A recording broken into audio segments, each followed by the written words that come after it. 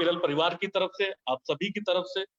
दोस्तों, आगे बढ़ते हुए एक चंद लाइनों के माध्यम से मैं अपनी बात को रखना चाहता हूं। चंद लाइनों के माध्यम से मैं अपने वीर जवानों को, वीर शहीदों को एक श्रद्धांजलि देने का प्रयास करना चाहता हूं, आप लोगों की तरफ से, अपनी तरफ से। तो दोस्तों, मैं यही आशा करूंगा कि आप इसको ध्यान से सुनिए। दोस्तों, आज तिरंगा लहराता है अपनी पूरी शान से, आज तिरंगा लहराता है अपनी पूरी शान से, हमें मिली आजादी वीर शहीदों के बलिदान से, हमें मिली आजादी वीर शहीदों के बलिदान से। आजादी के लिए हमारी लंबी चली लड़ाई थी, लाखों लोगों ने प्राणों से कीमत बड़ी चुकाई थी। व्यापारी बनकर आए और छल से हम पे राज किया, व्यापारी बनकर आए, छल से हम पर राज किया। हमको आपस में लड़वाने की नीति बड़ी अपनाई थी, हमने अपना गौरव पाया अपने स्वाभिमान से, हमें मिली आजादी वीर शहीदों के बलिदान से। गांधी, तिलक, सुभाष, जवाहर जी के का प्यारा ये देश है, जियो और जीने दो, जियो और जीने दो का सबको देता संदेश है। प्रहरी बन खड़ा हिमालय, जिसके उत्तर द्वार पर हिंद महासागर दक्षिण में भारत के लिए विशेष है। लगी गूंजने दसों दिशाएं वीरों के यशगान से, हमें मिली आजादी वीर शहीदों के बलिदान से। हमें हमारी मातृभूमि से इतना मिला दुलार है, भारत माता के अनुसार है। हम न कभी हिंसा के आगे अपना शीश झुकाते हैं, सच पूछो तो पूरा विश्व हमारा ही परिवार है। विश्व शांति की चली हवाएं अपने हिंदुस्तान से, हमें मिली आजादी वीर शहीदों के बलिदान से, हमें मिली आजादी वीर शहीदों के बलिदान से, हमें मिली आजादी वीर शहीदों के बलिदान से। जय हिंद, जय हिंद एंड जय हिंद। तो दोस्तों, कहीं ना कहीं आज इस आजादी में हमारे वीर शहीदों का बहुत बड़ा योगदान है, चाहे वो आजादी के समय हो और चाहे आजादी के बाद। अगर सीमा पे हमारे जवान अगर रक्षा नहीं करते तो शायद आज हम अपने घरों में आराम से नहीं सोते, आज हम अपने घरों में आराम से नहीं लेटे होते। तो कहीं ना कहीं हमें दिल से आज के दिन और हर रोज, मेरा ये मानना है कि हर रोज उनको धन्यवाद करना चाहिए, इस धरती को धन्यवाद करना चाहिए, इस आजादी को धन्यवाद करना चाहिए, जिनके अथक प्रयास से हम आज इस भारत देश में आजादी की सांस ले पा रहे हैं, आजादी को सेलिब्रेट कर पा रहे हैं। दोस्तों, एक जोरदार नारा बनता है, एक जोरदार नारा आज के दिन बनता है। मैं अपने एडमिन से रिक्वेस्ट करूंगा कि सभी का माइक अनम्यूट कर दिया जाए, सभी का माइक अनम्यूट कर दिया जाए। और जितने भी हमारे भाई बहन हैं, मैं उन सभी से रिक्वेस्ट करूंगा, एक साथ हम लोग नारा लगाएंगे जय हिंद का, हम लोग एक साथ नारा लगाएंगे जय हिंद का। क्या आप सब लोग मेरे साथ तैयार हैं? मैं रिक्वेस्ट। बिल्कुल बिल्कुल sir. Yes sir, yes sir, yes sir, Jai Hind sir. Yes sir, yes sir, Jai Hind sir, Jai Hind sir, Jai Hind sir. Jai Hind sir, good morning.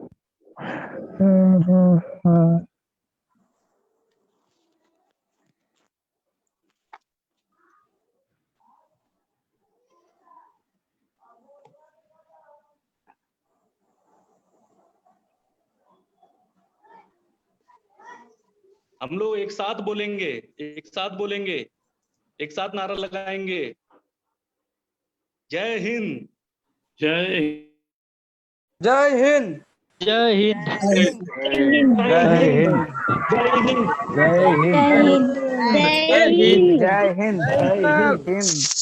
जय हिंद। भारत माता की जय। भारत माता की जय जय हिंद भारत माता की जय। जय हिंद माता की जय। भारत माता माता की की जय। भारत माता की जय जय भारत माता की भारत जय माता की जय। तो कहीं ना तो वंदे हम लोग अपने हृदय से मातरम। वंदे मातरम। जय हिंद सर। बहुत बढ़िया हम लोग अपने हृदय से अपने दिल से वीर जवानों को नमन करते हैं, उनको प्रणाम करते हैं। आप सभी का शुक्रिया अदा करते हैं कि आपने आज एपीएलएल द्वारा जो आजादी को एक नए तरीके से सेलिब्रेट करने में जो अपना योगदान दिया है, उसके लिए आप सभी का वेलकम है। आप सभी को, आप सभी के परिवार को स्वतंत्रता दिवस की बहुत बहुत शुभकामनाएं, बहुत बहुत हार्दिक बधाई। और हम लोग इसी तरीके से आजादी को सेलिब्रेट करते रहें कई वर्षों तक, लॉन्ग टर्म तक, और अपने शहीद जवानों का, अपने वीर जवानों का, और वो जवान जो अभी हमारे सीमा पे रक्षा कर रहे हैं, समुद्र में रक्षा कर रहे हैं, और आकाश के माध्यम से भी हमारे देश की रक्षा कर रहे हैं, तो उन सभी को मैं स्वतंत्रता दिवस की बधाई देना चाहता हूं और उनको सम्मान देना चाहता हूं, उनको अपने हृदय से नमन करना चाहता हूं कि आज उनकी वजह से हम लोग भारत देश के अंदर, हम लोग अपने घरों में आजादी की सांस ले पा रहे हैं, आजादी को सेलिब्रेट कर पा रहे हैं।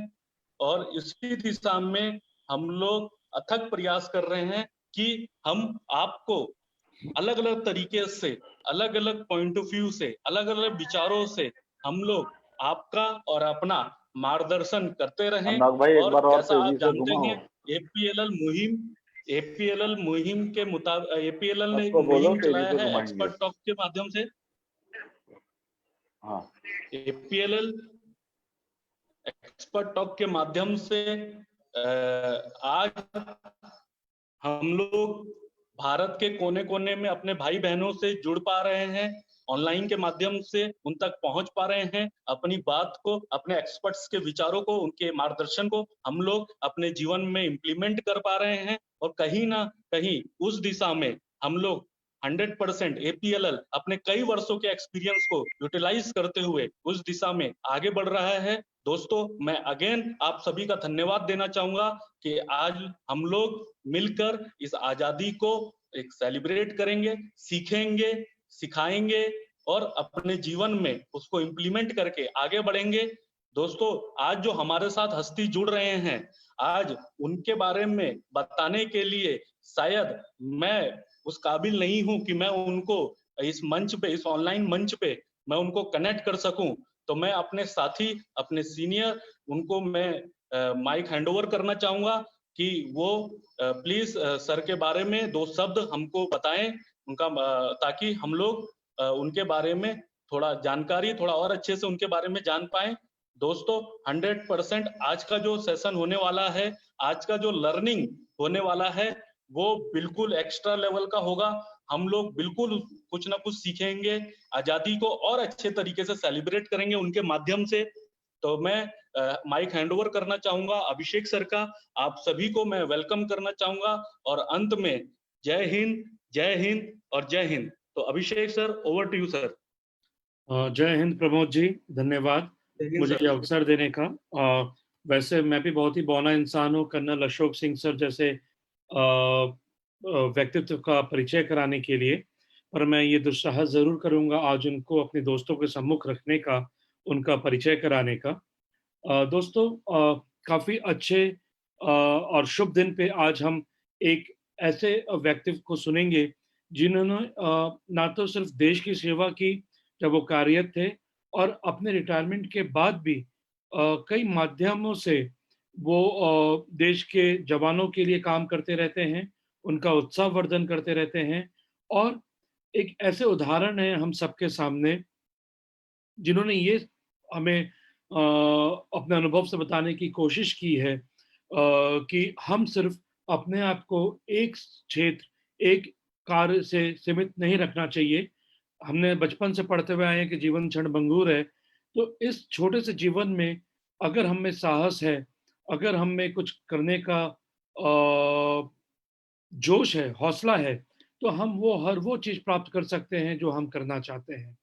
दोस्तों, आज के परिवेश में हम ये सुन रहे हैं कि किस तरीके से एक सैनिक, और हमेशा से सुनते आए हैं, लेकिन अभी विगत 2-3 सालों में हमारे कुछ पड़ोसी राष्ट्र हैं जो कुछ दुस्साहस करने का दुस्साहस कर रहे थे। उनको किस तरीके से हमारे वीर जवानों ने, सेना के तीनों भागों ने किस तरीके से उनको मुंहतोड़ जवाब दिया, चाहे वो लद्दाख रहा हो, चाहे वो पाकिस्तान रहा हो। हमने ये देखा है कि किस तरीके से एक सैनिक अपना जीवन बलिदान करता है, अपने परिवार, अपना सब कुछ बलिदान करके हम जैसे लोगों को सुरक्षित रखता है, हम लोग को आज़ाद रखता है। और ये जैसे प्रमोद जी बता रहे थे, आज हमने जो आज़ादी पाई है, जो स्वतंत्रता पाया है, लाखों, हज़ारों सैनिकों के माध्यम से, जिनके बारे में हमें मालूम भी नहीं है। आज सुबह जब मैं बात कर रहा था, मुझे कर्नल सर ने एक बड़ा ही इंटरेस्टिंग सा, बड़ा ही रोचक सा एक तथ्य भेजा, जो कि शायद हमें इतिहास में कभी पढ़ा ही नहीं गया है। इस तथ्य को कर्नल सर, अगर आपकी अनुमति है तो मैं शेयर करना चाहता हूँ लोगों से, इस मंच के माध्यम से। इसको ऑगस्ट डील के बारे में बोला जाता है, जहाँ पे ये डील किया गया था कि ब्रिटिश के माध्यमों से, उस वक़्त हम पे ब्रिटिश राज्य था जब विश्व युद्ध 2 चल रहा था, कि भारतीय लोगों से, भारतीय नेताओं से निवेदन किया गया था कि आप अपने सैनिक, आप अपने जांबाज सैनिक भेजिए विश्व युद्ध में लड़ने के लिए हमारी ओर से, तो हम आपको स्वतंत्रता प्रदान करेंगे। ये रोचक तत्व शायद किसी भी इतिहास की किताब में हमें नहीं पढ़ाया गया। इसको ऑगस्ट डील के नाम से जाना जाता है। और कहीं न कहीं मैंने कहीं न कहीं ये भी पढ़ा है कि बहुत सारे मूवमेंट हुए, बहुत सारी चीज़ें की गई, लेकिन जब किसी व्यक्ति ने विंस्टन चर्चिल जी से पूछा, जो कि उस वक़्त इंग्लैंड के प्रधानमंत्री हुआ करते थे, कि आप तो महान ब्रिटिश सेना है, आपके पास इतनी ताकत है, आप अपार शक्तियों के स्वामी हैं, आप चाहें तो किसी भी तरीके से ये जो स्वतंत्रता संग्राम चल रहा है, या जो आज़ादी का मूवमेंट चल रहा है जिसे हम कहते हैं हिंदुस्तान में, आप उसको बहुत ही अच्छी तरीके से दमन कर सकते हैं, तो आपने क्यों नहीं किया? तो विंस्टन चर्चिल जी ने ये कहा कि हम किसी भी मूवमेंट को, किसी भी कोशिश को हम पतन कर सकते हैं, हम दमन कर सकते हैं, लेकिन उस जज़्बे का क्या करें जो कि नेताजी ने हमारे भारतीय लोगों में और भारतीय सेनाओं में भर दिया है। दोस्तों, ये बोलते हुए मेरे रोए खड़े हो रहे हैं, लेकिन ये कितना सच है, कितना गलत, ये मैं इसकी पुष्टि नहीं कर सकता, लेकिन जो पढ़ा है मैं आपसे वो साझा कर रहा हूँ। तो विंस्टन चर्चिल जी ने कहा कि जो जज़्बा आईएनए ने, आज़ाद हिंद फौज ने भारतीयों में, भारतीय सेनाओं में भर्ती कर दी है, वो कहते हैं कि उसके बाद हम उनका हमेशा दमन नहीं कर पाएँगे। कहीं न कहीं ये सेना हमें मुँहतोड़ जवाब देगा, और अगर आज हम इनको आज़ादी नहीं देते तो ये हमसे आज़ादी छीन लेंगे। दोस्तों, ये तब की बात है जब आज़ाद हिंद सेना को दबा दिया गया था, उनके विद्रोह को खत्म करने की बात हुई थी, लेकिन तब तक जो आज़ाद हिंद फौज, जिन सैनिकों ने बनाया था, जिनके योगदान से एक डर ब्रिटिश शासन के अंदर बैठ गया था, वो डर सिर्फ एक सैनिक ही दे सकता था, एक जवान दे सकता था, एक सैनिक का अफसर ही दे सकता था। हम कृतज्ञ हैं, हम एहसानमंद हैं ऐसे जवानों का, जिन्होंने ना अपना घर देखा, ना अपना परिवार देखा, अपितु सब कुछ त्याग करके हमें आज ये स्वतंत्रता दिया है, जिसमें हम उसका नाजायज़ फ़ायदा उठाते हैं। कई बार आज़ादी के अभिव्यक्ति के नाम पे कुछ भी बोल जाते हैं, कुछ भी कर जाते हैं। दोस्तों, मैं आज इस मंच के माध्यम से उन्हीं भारतीय सेना में कार्यरत रहे श्री कर्नल अशोक सिंह जी का आदरपूर्वक स्वागत करता हूं। और कर्नल सर, आपका इस मंच के माध्यम से स्टूडेंट्स के माध्यम से हमसे करीब 250 स्टूडेंट्स जुड़ चुके हैं, और धीरे-धीरे करके और जुड़ रहे हैं सर। उम्मीद है कि जब तक ये सेशन स्टार्ट होगा, हम अपने पूरे कैपेसिटी पे आ चुके होंगे, जहाँ पे 400 से 500 स्टूडेंट्स हम यहाँ देखेंगे, और हज़ारों स्टूडेंट्स आपको सुनेंगे फेसबुक पे। आपका स्टूडेंट्स की ओर से, आपका एपीएल की टीम की ओर से बहुत ही गर्मजोशी के साथ हम आपका स्वागत करते हैं, और अनुमति चाहता हूँ कि आपके बारे में मैं 5 मिनट का समय लेके स्टूडेंट्स को अवगत कराऊँ कि आपने अब तक के अपने जीवन काल में क्या क्या उपलब्धि की और किस तरीके से आप हमारे प्रेरणा स्रोत हैं सर। आपकी अनुमति हो तो मैं आपके पर बनाए गए प्रेजेंटेशन को साझा करना चाहता हूँ अशोक सर। अवश्य अवश्य Abhishek ji, please. Thank you, धन्यवाद सर।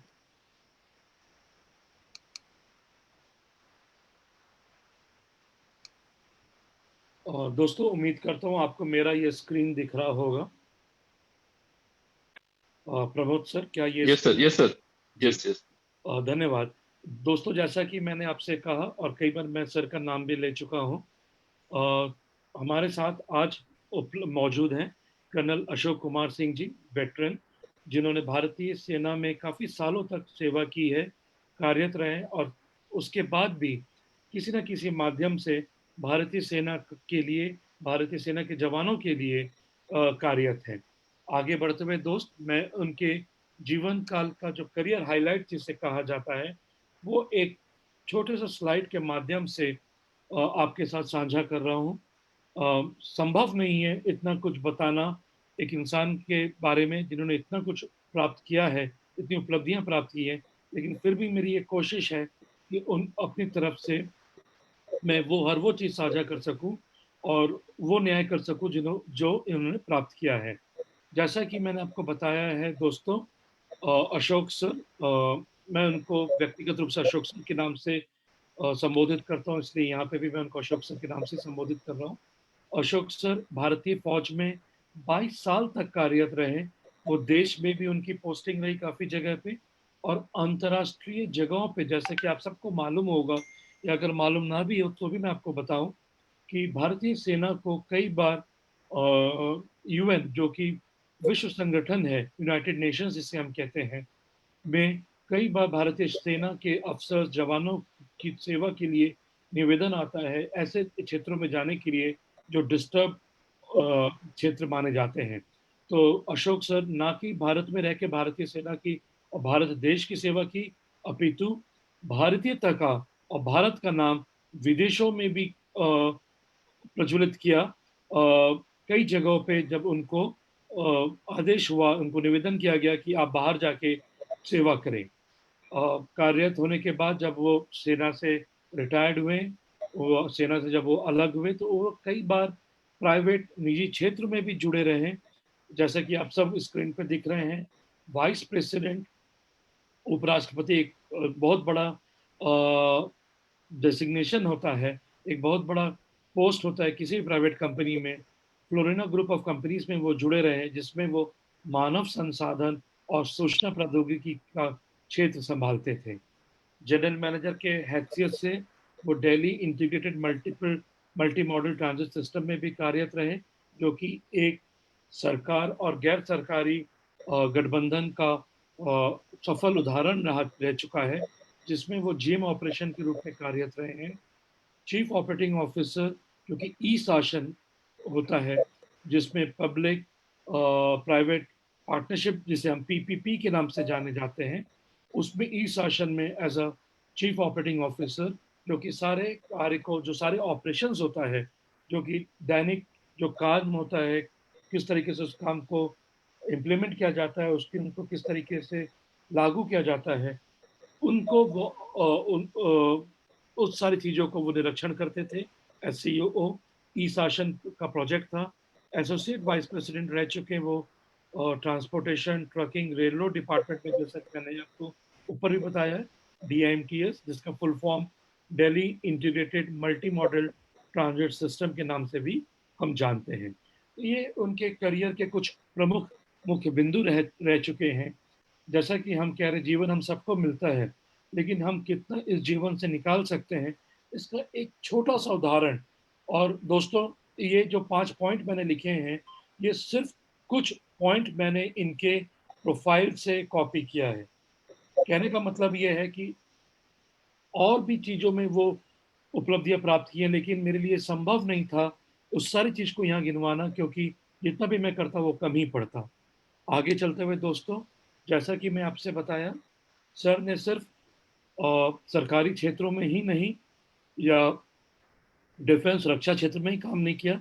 अगर आप देखें तो ये सारे क्षेत्र जिसके अंदर पब्लिक इंफ्रास्ट्रक्चर के नाम से, जिसमें रोड, ट्रांसपोर्टेशन, बिल्डिंग्स, इन सब को डेवलप करने का प्रोजेक्ट्स होता है, उस एरिया में अपना योगदान दिया है। यातायात प्रोजेक्ट्स में, ट्रांसपोर्ट जिसे हम कहते हैं, उसमें योगदान दिया है। माइनिंग, खदान क्षेत्र में उनका योगदान रहा है।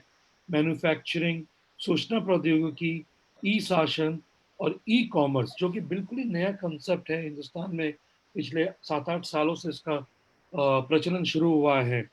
तो कहीं ना कहीं इनका दूरदर्शी होने का प्रमाण है ये कि सर ने अपने कार्य क्षेत्र को, अपनी अपनी शक्तियों को, अपने अनुभव को सिर्फ एक क्षेत्र में सीमित नहीं रखा। हम में से बहुत सारे लोग, जैसे मैं क्या कहता हूँ, यार 5 साल और मेहनत कर लेता हूँ, उसके बाद बीवी के साथ, बच्चों के साथ आराम की जिंदगी बिताऊंगा। आराम किसे पसंद नहीं दोस्त, लेकिन हमारे सामने एक ऐसे उदाहरण उपस्थित हैं दोस्त, जिन्होंने कहा कि आराम क्यों करें, जो हमने उपलब्धि की है, जो अनुभव हासिल किया, उसको मैं जाया क्यों होने दूं, उसको मैं खत्म क्यों होने दूं। उस अनुभव का, उस उपलब्धियों का मैं नौयुवकों से, नौजवानों से देश की निर्माण में उपयोग करूं। तो ये काफी एक ज्वलंत उदाहरण है दोस्त, कि हम अपनी सीमाओं को सिर्फ इसलिए ना सीमित करें, अपने शक्तियों को, अपने अनुभव को, कि हमने सब कुछ प्राप्त कर लिया, बल्कि एक नए क्षितिज की तलाश करें और एक नया कुछ पाने का स्वप्न रखें। ये स्लाइड हमें ये बताती है। आप देखिए, इन्होंने रिसर्च भी किया है फाइनेंशियल इंजीनियरिंग पे, एफडीआई जो फॉरेन डायरेक्ट इन्वेस्टमेंट्स होते हैं, मेक इन इंडिया प्रोजेक्ट पे, जो कि प्रधानमंत्री श्री नरेंद्र मोदी जी का बहुत ही प्रिय विषय है। और कहीं ना कहीं मैं भी इस विषय को मानता हूँ कि भारत अगर स्वावलंबी बनना चाहता है, तो मेक इन इंडिया प्रोजेक्ट वो दूर का मील साबित होगा, वो नींव रखेगा भारतवर्ष को, क्योंकि फिर से भारत को न सिर्फ आध्यात्मिक गुरु, बल्कि एक विश्व के रूप में एक शक्तिशाली आर्थिक गुरु के रूप में भी स्थापित करेगा। और दोस्तों, अपने दूरदर्शना को दिखाते हुए, प्रदर्शित करते हुए, जिसे हम कहते हैं फार साइटेडनेस इंग्लिश में, सर ने इन काफी मुश्किल विषयों पर भी रिसर्च किया, जो कि हमारे लिए एक प्रेरणा है। 4 ऑनलाइन न्यूज़पेपर पब्लिश करते हैं। आप ये समझ सकते हैं कि इतना करना आसान नहीं होगा, और 24 घंटे भी कम पड़ते होंगे, खासकर उस इंसान के लिए जिसके लिए अब पाने को बहुत कुछ शेष नहीं रहा है।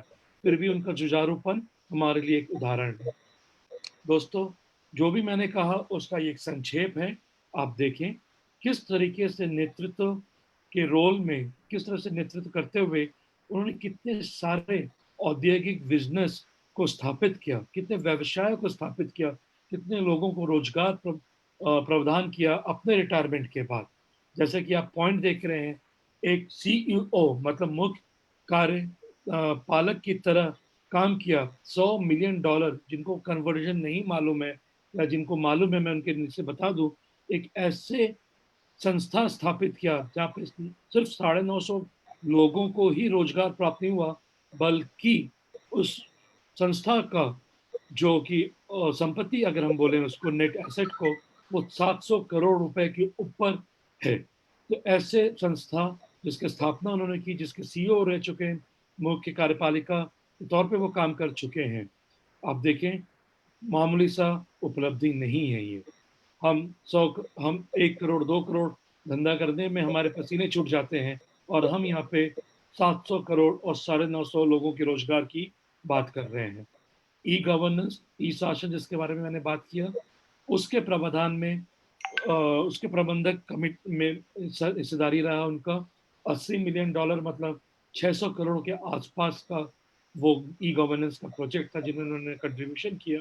दोस्तों, अगर आप ये देखें तो जो भी मैंने पिछले स्लाइड में बात की, उसका ये एक संक्षेप निचोड़ है। पब्लिक ट्रांसपोर्ट सिस्टम, जिसका लास्ट में मैंने बात किया, DMTS के बारे में, उस पर काम किया। और ई गवर्नेंस प्रोजेक्ट को, जो कि स्मार्ट के कार्ड, जो कि आजकल हम देखते हैं मेट्रो में इस्तेमाल हो रहा है या कई जगह इस्तेमाल हो रहा है, जो एक कार्ड के माध्यम से आप कुछ भी कहीं पे भी प्रयोग कर सकते हैं, और आप का मतलब पैसे, पॉकेट में कितना पैसे हैं या आपकी आइडेंटिटी क्या है, आपको बताने की ज़रूरत नहीं पड़ती। आप वो स्मार्ट कार्ड के माध्यम से अपने आप को और अपनी चीज़ों को उपलब्ध कर पाते हैं, प्राप्त कर पाते हैं।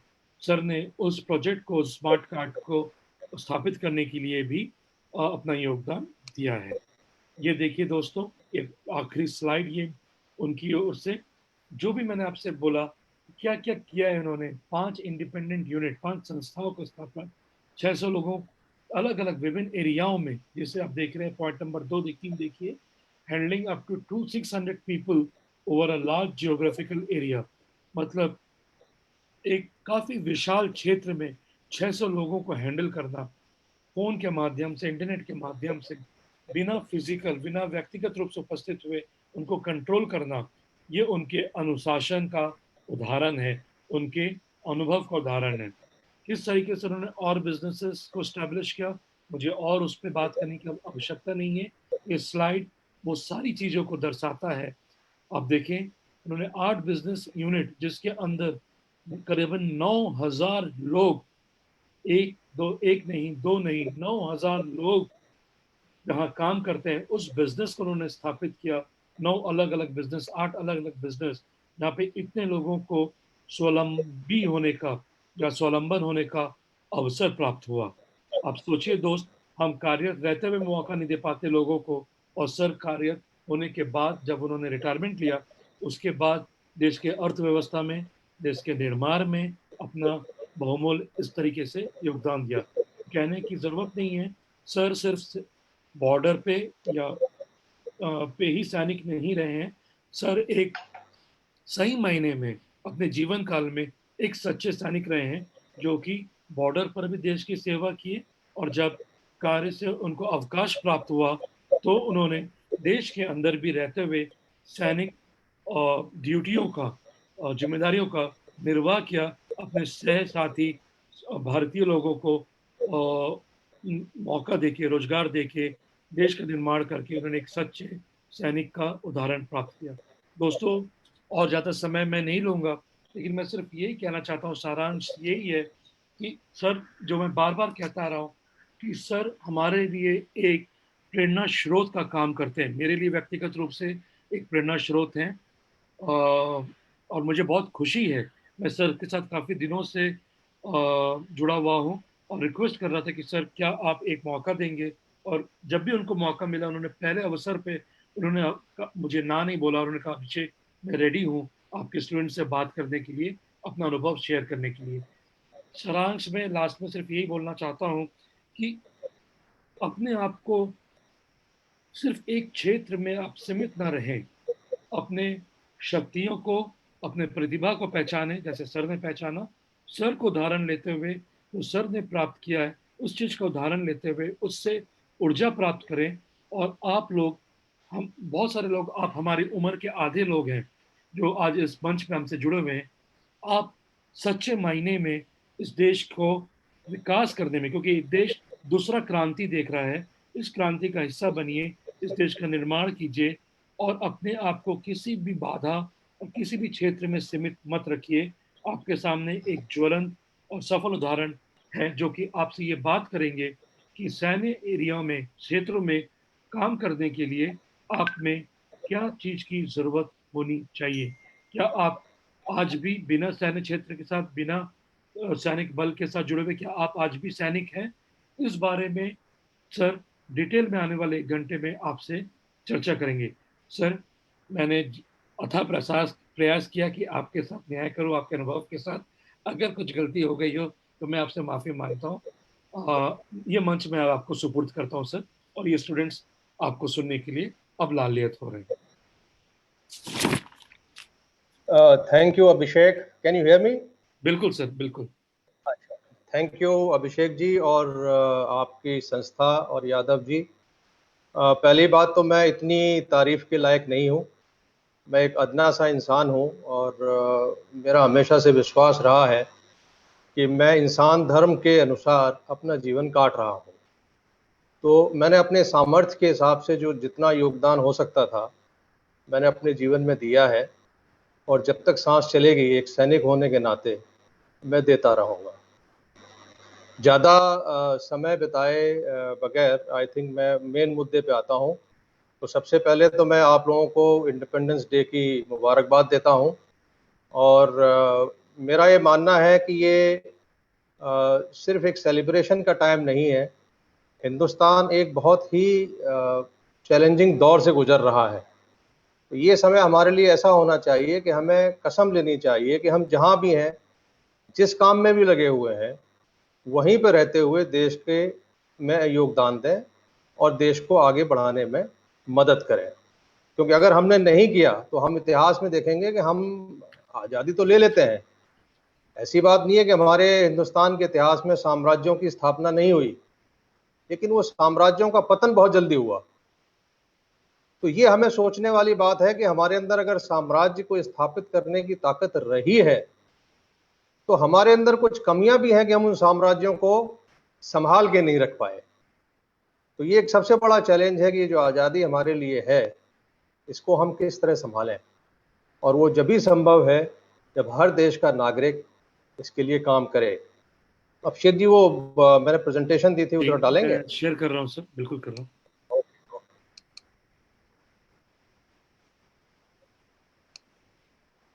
हाँ, अगली स्लाइड पे आ जाइए ये जी।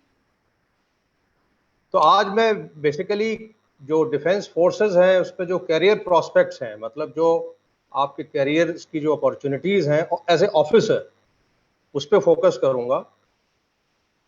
यहाँ मैं एक बहुत बड़ी आपसे बात कहना चाहता हूँ। मैं देख रहा हूँ जिस तरह से करीब 370 पार्टिसिपेंट यहाँ पर आ चुके हैं, और जिस तरह का मुझे बैकग्राउंड दिया गया है कि आप ज़्यादातर कुछ गांव से भी हैं, कुछ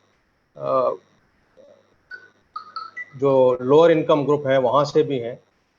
तो एक तो मैं ये प्रश्न मेरे से एक बार किसी ने जब फौज में नौकरी कर रहा था तब भी पूछा था कि सर फौज में ऑफिसर मतलब अंग्रेजी। तो मैं ये यहाँ पे आपको बैरियर तोड़ना चाहता हूँ, ऐसा नहीं है। मैं हिंदी मीडियम स्कूल में पढ़ा हूँ, यूपी बोर्ड के।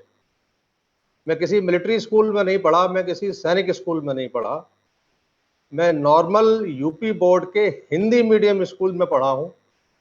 और हिंदी मीडियम स्कूल में पढ़ के जब मैं आगरा कॉलेज से ग्रेजुएशन कर रहा था तब मैंने फौज का एग्ज़ाम क्लियर किया और एसएसबी क्लियर किया। और जिस वक्त मैंने एसएसबी क्लियर किया, मैं कोई इंग्लिश में फर्राटेदार अंग्रेजी नहीं बोलता, तो फौज में आने के बाद मैंने बोलनी शुरू की। तो एक ये जो बैरियर है कि भाई हम ऑफिसर नहीं बन पाएंगे, तो हम कोशिश करने से पहले ही उस चीज को त्याग देते हैं। इसको न करें। अपनी जो सेल्फ एस्टीम है उसको थोड़ा बढ़ा के रखें कि मैं क्यों नहीं कर सकता। मैंने 3 साल खेती की है, I am a self made man. 3 साल खेती की है, रात में खेतों में पानी लगाया है। बिजली हमारे यहाँ यूपी में रात में ही आती है, किसानों को रात में ही मिलती है, दिन में नहीं मिलती है। तो जब हम पानी लगाते थे तो फावड़ा लेके मैंने खेतों में पानी लगाया है 3 साल। तो मैं जमीन से उठ के आया हुआ इंसान हूं। तो मैं अगर इस काम को कर सकता हूं तो आप क्यों नहीं कर सकते? तो एक तो आपके दिमाग से बैरियर निकाल दीजिए कि आप अफसर नहीं बन पाएंगे, तो आप कोशिश ही नहीं करेंगे। प्रयत्न जरूर करना चाहिए। इस बात को कहने के बाद मैं फिर आता हूं आपको स्वतंत्रता दिवस की जो मुबारकबाद दे रहा था, वहां पे अभिषेक जी ने एक अगस्त डील की बात की। इसको बहुत समझना जरूरी है, क्योंकि अगर हम ये नहीं समझेंगे कि हमें आजादी मिली कैसे, तो हम उसको संभालेंगे कैसे? हम उसको संभाल नहीं पाएंगे। हमें ये ध्यान में रखना होगा कि एक हमें बहुत ही गलत चीज फीड की जा रही है। इसको मैं सरकार में रहते हुए और सरकारों से हमेशा आग्रह करता हूं कि कृपया इस चीज को, जो गलत चीज है, उसको न पढ़ाएं बच्चों को कि हमें बगैर में रहते हुए और सरकार कि हमें बगैर लड़े नॉन वायलेंस से आजादी मिल गई। ये गलत है। अगर कोई ये कहता है कि नॉन वायलेंस की वजह से हमें आजादी मिली, तो इससे बड़ा झूठ हम अपने बच्चों से नहीं बोल सकते। क्योंकि अगर हमने जब ये बात डाल दी कि हमें तो बगैर लड़े मिल गई, तो हम अपनी आजादी के लिए खून बहाने के लिए अग्रसर नहीं होंगे। तो मैं आपको थोड़ा सा आगे पढ़ाने से पहले इस चीज को जरूर एक्सप्लेन करना चाहूंगा कि हमें आजादी आखिर मिली कैसे। 1857 का जब विद्रोह हुआ तो फौज ने किया विद्रोह। अब मैं आपको 1857 में ले चलता हूं। ये जो चीज है, हम लोगों ने मिलिट्री, जब हम हिस्ट्री पढ़ते हैं, हम फौज में आने के बाद में जब हम मिलिट्री साइंस पढ़ते हैं, मिलिट्री स्ट्रेटेजी पढ़ते हैं कि मिलिट्री पावर का, फौज की ताकत होता है, उसका राजनीति के ऊपर कैसे प्रभाव पड़ता है, उसमें हमने अध्ययन किया और तब हमको असली कहानी का पता लगा। मेरा ये मानना है कि इस कहानी को आप सब लोगों को जानना बहुत जरूरी है। 1857 का जब विद्रोह हुआ, बंगाल आर्मी के अंदर विद्रोह हुआ और मेरठ से शुरू हुआ, मंगल पांडे से शुरू नहीं हुआ। वो भी हमको गलत पढ़ाया जाता है। विद्रोह मेरठ से शुरू हुआ और मेरठ से शुरू होने के बाद में उन्होंने दिल्ली को कैप्चर किया और उसके बाद बाकी देश में, हिंदुस्तान में फैल गया। तो अंग्रेज जो सत्ता थी वो हिल गई और वो विद्रोह सिर्फ इंडिया में नहीं हुआ, अफ्रीका में हुआ, जिसको बोर वॉर बोलते हैं, उसी दौरान, और उसी दौरान अमेरिका में सिविल वॉर हुआ। तो पूरा जो क्राउन था क्वीन का, पूरा जो एम्पायर था, वो हिल गया, बिकॉज अमेरिका हाथ से निकल गया। साउथ अफ्रीका में प्रॉब्लम हो गई और इंडिया में प्रॉब्लम हो गई। तो जो क्वीन के जो सलाहकार थे वो बैठे कि भाई हमें लगता है कि हमें एम्पायर का जो मैनेजमेंट मॉडल है वो बदलना पड़ेगा। तो उस वक्त 1883 में, 1883 में ये डिसाइड किया गया कि जो बड़े और ताकतवर देश हैं, जैसे इंडिया है, साउथ अफ्रीका है, ऑस्ट्रेलिया है, कनाडा है, न्यूजीलैंड है, इनको एज ए डोमिनियन, डोमिनियन का मतलब है कि पूरी आजादी नहीं, आपकी लोकल गवर्नमेंट आपकी रहेगी, लेकिन सिंबॉलिक गवर्नमेंट क्वीन की रहेगी, जो अंग्रेज का जो सम्राट है उसकी रहेगी। बोलो उसके तहत इनको आजादी दे दी जाए। तो उस व्यवस्था को बोलते हैं डोमिनियन। और पूरे जो राष्ट्र बनेंगे, इनका एक कॉमनवेल्थ क्रिएट कर दिया जाए। तो आज भी इंडिया कॉमनवेल्थ का मेंबर है। आपने देखा होगा हमारे प्रधानमंत्री जाते हैं क्वीन के दरबार में हाजिरी देने। क्यों जाते हैं? अगर 12 स्वतंत्र देश है तो हमारा प्रधानमंत्री क्वीन के दरबार में क्यों हाजिरी देने जाता है? इसको समझिए जरा। तो 1883 में जब ये डोमिनियन का ये डिसाइड हुआ कि हिंदुस्तान को आजादी दे देनी चाहिए। अब सवाल ये था कि आजादी दे तो दें, पर क्या हिंदुस्तान आजादी लेने के लिए तैयार है? तो ये पाया गया कि क्योंकि कनाडा है, न्यूजीलैंड है, ऑस्ट्रेलिया है, साउथ अफ्रीका है, वहां पे डेमोक्रेसी काफी एडवांस इवॉल्व स्टेज में थी। हिंदुस्तान में वेस्टर्न डेमोक्रेसी को कोई जानता ही नहीं था। तो 1883 में यह डिसाइड हुआ कि भाई हिंदुस्तान को डेमोक्रेसी सिखाई जाए।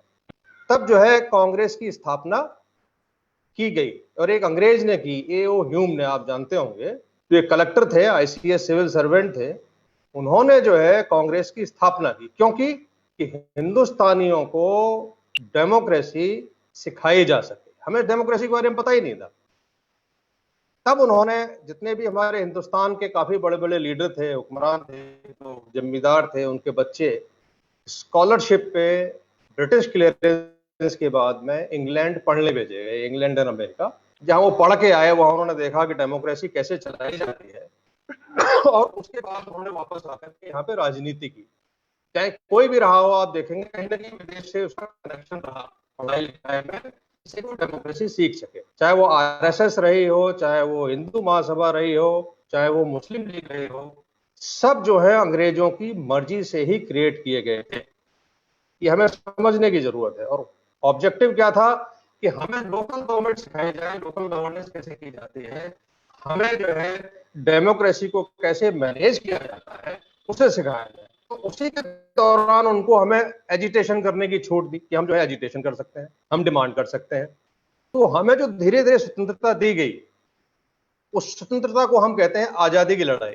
एक्चुअली वो आजादी की लड़ाई नहीं थी, वो डेमोक्रेटाइजेशन ऑफ इंडिया था। इंडिया को डेमोक्रेसी में कन्वर्ट करने का एक प्रोसेस था और उसमें एक ही कंडीशन थी अंग्रेजों की कि वायलेंस नहीं होगा। अगर वायलेंस हुआ तो मिलिट्री क्रश कर देगी। तो इसी कंडीशन को गांधी ने नॉन वायलेंस के रूप में लोगों को बेचा कि भाई आप वायलेंस ना करें, आप एजिटेशन करते रहे, ब्रिटिश सरकार आपसे कुछ नहीं कहेगी। लेकिन इसका मतलब ये नहीं है कि हमारे जो स्वतंत्रता संग्राम के जो सेनानी रहे हैं उनका कोई योगदान नहीं रहा। काफी बड़ा योगदान रहा। उस डेमोक्रेसी को बच्चे की तरह बड़ा करना, पैदा करना, संभाल के रखना, लोगों को राइट्स के बारे में सिखाना एक बहुत बड़ा योगदान है। और उसके लिए वो हमारे सम्मान के लायक है और हम इसीलिए उनको हमेशा याद करते हैं।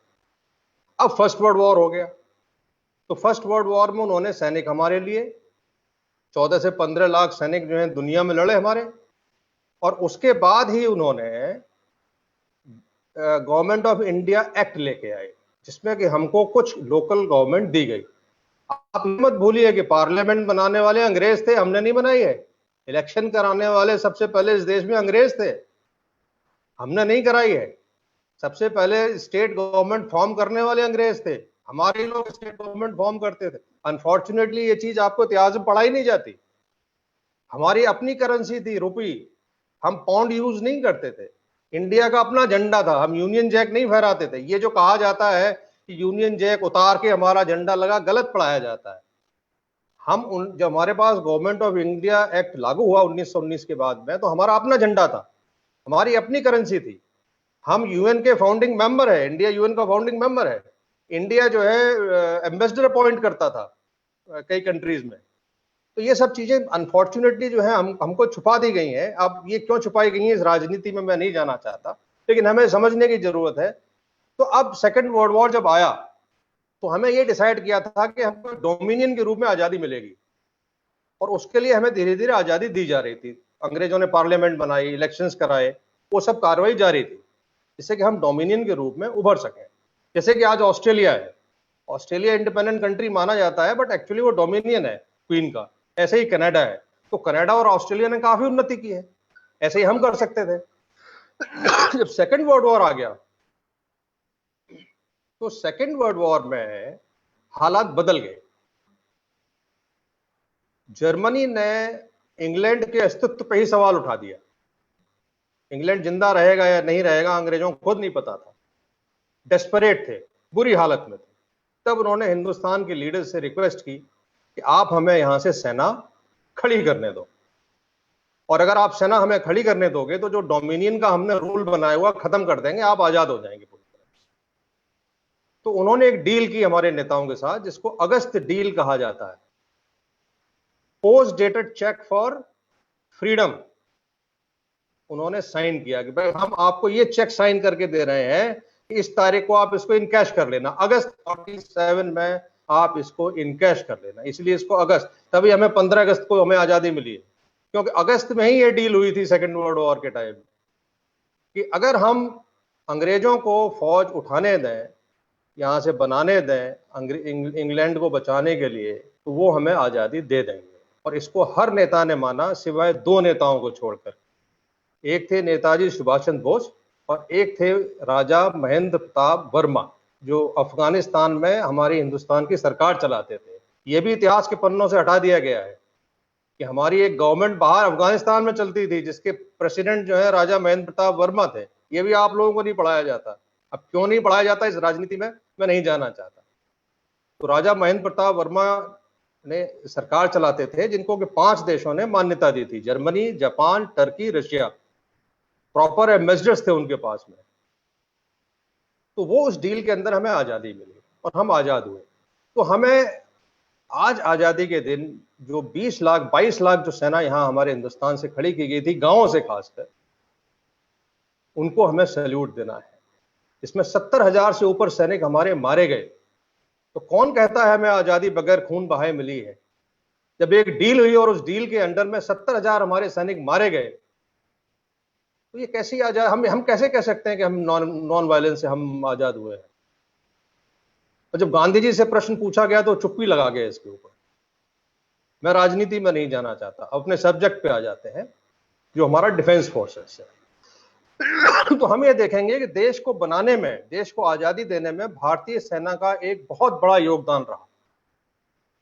बगैर हार्ड पावर के कोई भी राष्ट्र न पैदा हो सकता है और न ही सस्टेन कर सकता है। हार्ड पावर मतलब मिलिट्री पावर, ये हमें ध्यान रखना है। जो पॉलिटिकल पावर है वो मिलिट्री पावर के अंदर होती है, न कि बाहर। मिलिट्री पावर उसकी रक्षा करती है, पॉलिटिकल पावर की मिलिट्री पावर रक्षा करती है। तो मिलिट्री पावर ने ही हमें आजादी दिलाई और मिलिट्री पावर ने ही आज तक हमें आजाद बना के रखा हुआ है। आप जरा सोचिए कि अगर भारतीय सेना 7 घंटे के लिए भी स्ट्राइक पे चली जाए तो क्या आप 1 घंटे के लिए भी जिंदा रह पाएंगे? नहीं रह पाएंगे आप। ठीक है, तो ये हमें सोचने की बात है कि सरकार एक बार को आपकी खत्म हो जाए, प्रधानमंत्री नहीं है, इंटरिम प्राइम मिनिस्टर है, चल जाएगा, प्रेसिडेंट रूल हो जाए किसी स्टेट में, चल जाएगा, लेकिन अगर सैनिक विश्राम कर ले तो ये देश खत्म हो जाएगा। तो ये हार्ड पावर है जो इस देश को बचा के रखती है।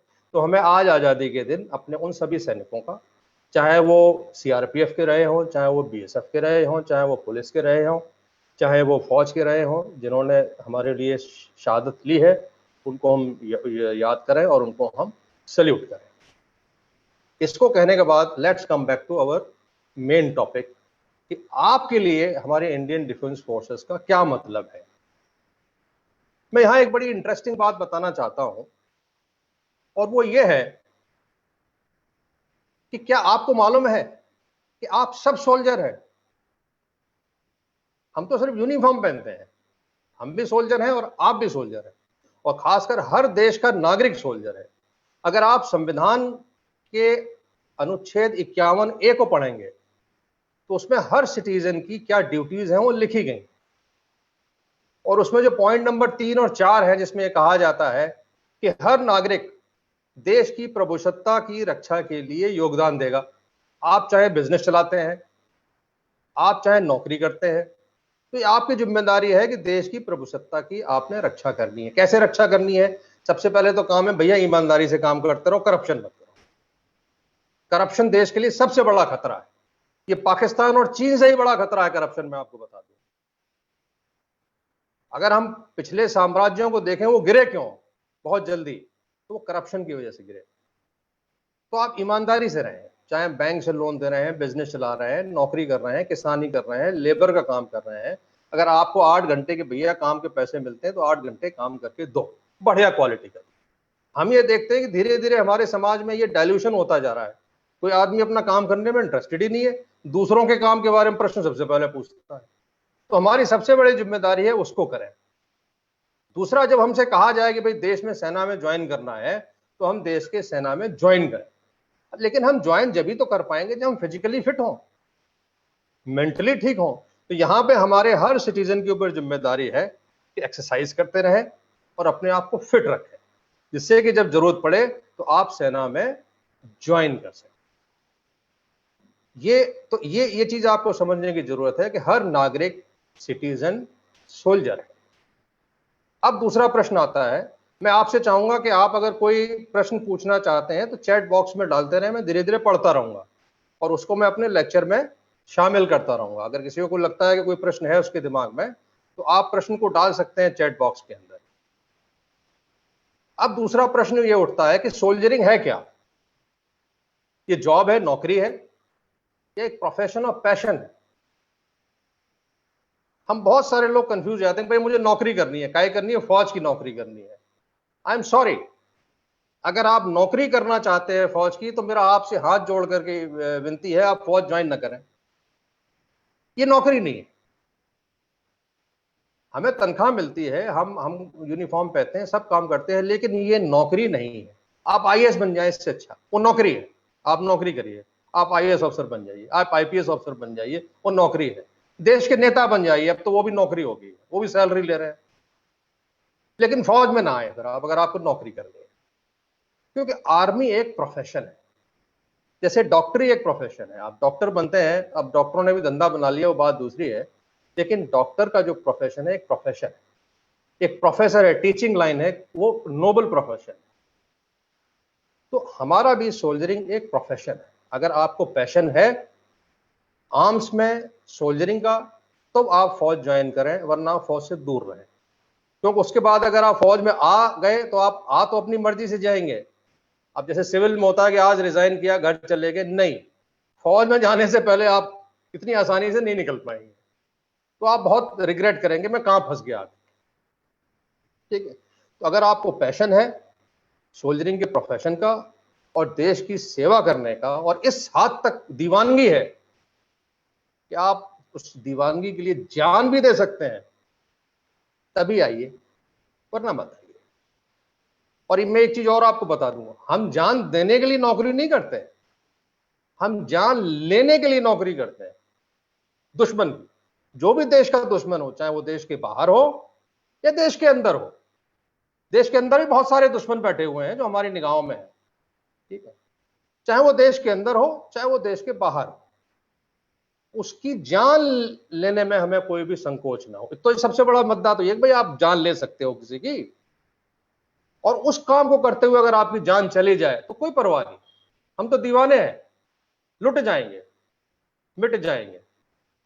लेकिन हिंदुस्तान की आजादी को हम आज नहीं आने देंगे।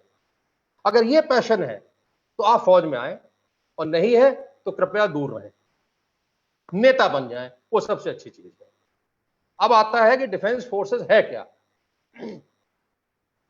हमारे संविधान में डिफेंस फोर्सेस के बारे में पूरा स्ट्रक्चर दिया हुआ है।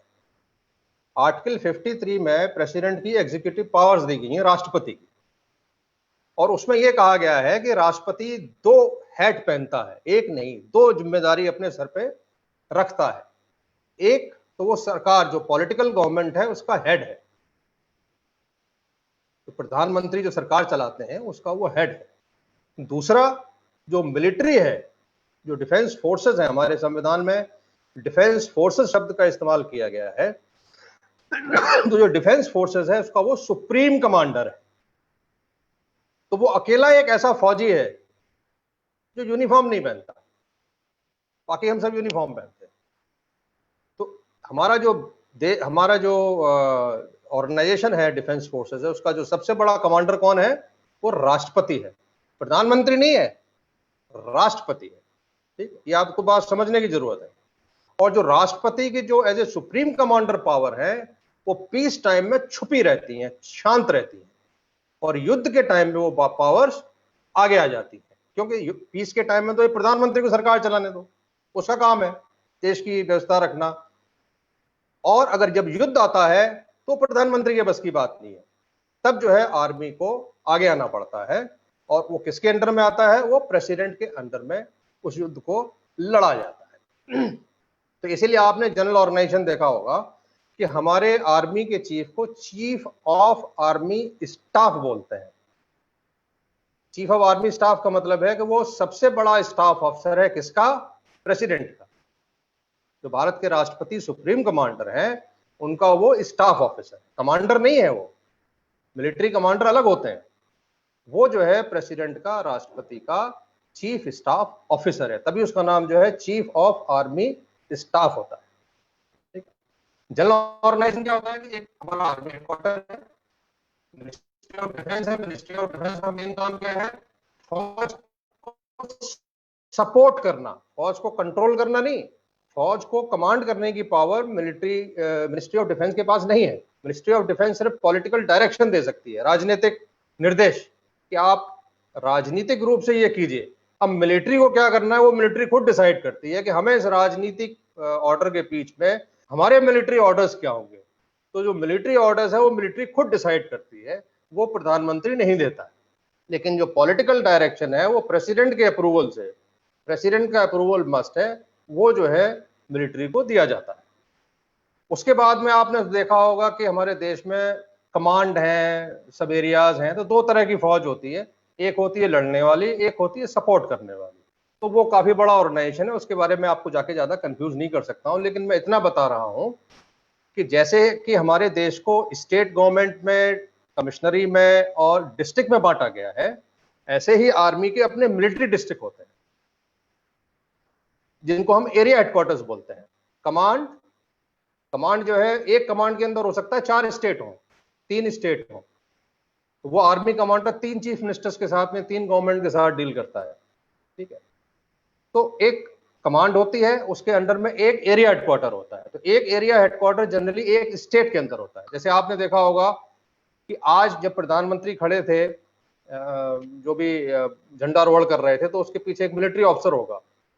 वो मिलिट्री ऑफिसर जो दिल्ली का मिलिट्री कमांडर है, वो है जो दिल्ली को देखता है, जो दिल्ली का इंचार्ज है। लेकिन वो पीस टाइम में पीछे रहता है, उसका काम है अगर दिल्ली में डिस्टर्बेंस होंगे, दिल्ली में सरकार के बस का नहीं है चलाना, तो मिलिट्री टेक ओवर कर लेगी और उसके लिए वो कमांडर आगे होता है, वो कमांडर की जिम्मेदारी।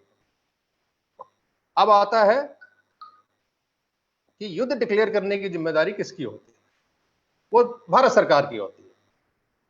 तो जो इमरजेंसी पावर्स हैं, इमरजेंसी की जो हमारे प्रोविजन है, उसमें कैबिनेट बैठती है और कैबिनेट बैठने के बाद में वो राष्ट्रपति को सलाह देती है कि युद्ध डिक्लेयर कर दिया जाए और इमरजेंसी लागू कर दी जाए। तो उसके तहत प्रेसिडेंट प्रॉपर साइन करता है ऑर्डर्स को, इसमें ये डिक्लेयर किया जाता है कि अब युद्ध के लिए इमरजेंसी डिक्लेयर की जा रही है। और उस वक्त एक डिफेंस ऑफ इंडिया एक्ट होता है जिसको लागू कर दिया जाता है, और जैसे ही वो डिफेंस ऑफ इंडिया एक्ट लागू होता है, मिलिट्री के पास पावर आ जाती है, फिर मिलिट्री अपने एक्शन और अपने डिसीजन खुद लेने लगती है। मिलिट्री डोमेन में कोई भी पॉलिटिकल डिसीजन नहीं लिया जाता है, मिलिट्री खुद अपने डिसीजन खुद लेती है। अब आता है कि कमीशन्ड ऑफिसर कौन है। हमने कहा ना कि ऑफिसरों के बारे में हम आपको बताएंगे। ये चीज जानना बहुत जरूरी है, क्योंकि हम जनरली मिलिट्री, क्योंकि पीस टाइम में बाहर रहती है, दिखती नहीं है, उसके बारे में कोई लिखता नहीं है, तो हो क्या रहा है कि धीरे धीरे अज्ञानता फैलती जा रही है हमारे बारे में। तो अगर आप फौज में ऑफिसर बनना चाहते हैं तो आपको पता तो होना चाहिए कि ये ऑफिसर होता क्या है फौज का। ये कॉन्स्टिट्यूशनल अपॉइंटमेंट है या एडमिनिस्ट्रेटिव अपॉइंटमेंट है, जैसे आईएएस का होता है। आईएएस और आईपीएस एडमिनिस्ट्रेटिव अपॉइंटमेंट, और मिलिट्री का जो ऑफिसर होता है वो कॉन्स्टिट्यूशनल अपॉइंटमेंट है, इसलिए उसको कमीशन्ड ऑफिसर बोला जाता है। हर मिलिट्री ऑफिसर को बाय नेम, ये एक बड़े गर्व की बात है, बाय नेम जो है प्रेसिडेंट साइन करके उसका अपॉइंटमेंट लेटर भेजता है। इसको पर्चमेंट कहा जाता है। कमीशन का जो लेटर है उसको कहा जाता है। मुझे भी ज्ञानी जैल सिंह ने साइन करके मेरे नाम पे कि मैं भारत का राष्ट्रपति ज्ञानी जैल सिंह, लेफ्टिनेंट था उस टाइम में, लेफ्टिनेंट अशोक कुमार सिंह को कमीशन प्रदान करता हूं, और उनसे ये उपेक्षा उसके अंदर है। तो ये जो है हमारे जो आर्मी ऑफिसर्स का अपॉइंटमेंट होता है वो कॉन्स्टिट्यूशनल अपॉइंटमेंट होता है। अब कॉन्स्टिट्यूशनल अपॉइंटमेंट बाकी कौन है? जैसे प्राइम मिनिस्टर का अपॉइंटमेंट, हाई कोर्ट के चीफ जस्टिसेस हैं, सुप्रीम कोर्ट के चीफ जस्टिसेस हैं, कंट्रोलर ऑफ ऑडिटर जनरल है, गवर्नर्स हैं, इनको बाय नेम अपॉइंटमेंट मिलते हैं, प्रेसिडेंट साइन करके देता है। किसी भी आईएएस अधिकारी का अपॉइंटमेंट लेटर प्रेसिडेंट साइन नहीं करता है, उसको एक अंडर सेक्रेटरी एक मिनिस्ट्री का करता है जो खुद एक आईएएस अधिकारी होता है। तो ये आपको समझना जरूरी है, ये एक बहुत बड़े गर्व की बात है, और उस गर्व की जो वजन होता है वो आपके कंधे पे होता है। उस जिम्मेदारी को आप लेके चलते हैं कि आप एक कॉन्स्टिट्यूशनल अपॉइंटमेंट है और आपको इस देश की प्रभुसत्ता और उसकी आजादी को बचा के रखना है, चाहे कोई भी दुश्मन सामने आए, चाहे अंदर से आए चाहे वो बाहर से आए, दुश्मन में कोई फर्क नहीं होता है। तो ये आपको समझना है। करें कि भाई आप फौज ज्वाइन करना चाहते हैं और ऑफिसर बनना चाहते हैं, तो आपको ये समझना चाहिए कि आपको एक बहुत बड़ा सम्मान दिया जाएगा एक कमीशन्ड ऑफिसर होने का, और वो जो आपके रैंक होते हैं वो आपकी मृत्यु तक रहते हैं, वो रिटायर नहीं होते। तो हमारे जो आर्मी ऑफिसर में 3 चीजें होती हैं, ध्यान रखिएगा। एक तो हर आर्मी ऑफिसर कमीशन्ड ऑफिसर होता है, हर आर्मी ऑफिसर एक rank of title of rank लेके चलता है, चाहे वो मेजर हो, कर्नल हो। जो टाइटल है वो सिविल में नहीं है। आईपीएस ऑफिसर्स, आईएएस अधिकारियों के पास में टाइटल नहीं होता है। टाइटल सिर्फ सिविल में मिलता है जो डॉक्टरेट होता है। जब आप पीएचडी कर लेते हैं, जो आपको डॉक्टरेट की उपाधि मिलती है वो टाइटल है। तो उसी तरह का जो टाइटल है वो आर्मी के अंदर है कि भाई ये हवलदार है, ये जूनियर कमीशन, ये सूबेदार साहब है, ये मेजर है, ये कैप्टन है। तो ये टाइटल है। जैसे वो डॉक्टर आप बोलते हैं कि डॉक्टर सो एंड सो, तो डॉक्टर एक टाइटल है, और टाइटल हमेशा नाम से पहले लगता है। इसीलिए हम, आपने देखा होगा रिटायरमेंट के बाद भी हमारा टाइटल लगा रहता है। मैं कर्नल के टाइटल से रिटायर हुआ हूं, तो कर्नल मेरे नाम के साथ रिटायरमेंट के बाद भी लगा रहेगा, हटेगा नहीं। तो ये एक बहुत बड़ा हम लोगों को सम्मान मिलता है। लेकिन अब इसके ग्रे एरिया भी है आर्मी ज्वाइन करने के। आप देख रहे हैं कि हमने लिखा हुआ है रिस्ट्रिक्शन ऑन फंडामेंटल राइट्स। जब आप आर्मी ज्वाइन करते हैं तो आपको कुछ एक अपनी फ्रीडम छोड़नी पड़ती है, और फ्रीडम क्या है? आप फ्रीली एक्सप्रेस नहीं कर सकते। हमारे ऑर्गेनाइजेशन में मैंने सिविल में भी नौकरी की है और आर्मी में भी नौकरी की है, और मुझे बड़ा ताज्जुब हुआ इस बात को जान करके कि हम आर्मी में खुल के अपने सीनियर के सामने बोलते थे और यहां तक बोलते थे कि sir I do not agree with you, लेकिन अगर सिविल में अगर आप बोल दें तो आपका करियर खत्म।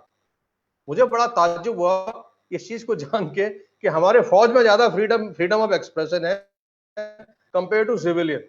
सिविल में चाहे आप कॉर्पोरेट में नौकरी कर रहे हो, चाहे आप सरकार में नौकरी कर रहे हो, सब बॉस का मुंह देख के बात करते हैं। मैं जब शुरू में आया कॉर्पोरेट में खुल के बोलता था, उससे कई बार प्रॉब्लम हुई मुझे। तो एक हमारे फौज के जिम्मेदार थे, वो आजकल मिनिस्ट्री ऑफ होम में सेक्रेटरी के पद पर, उन्होंने समझाया कर्नल साहब ये सिविल है या फौज नहीं है, और शांत रहा कीजिए या चुप रहा कीजिए, बोला मत कीजिए ज्यादा।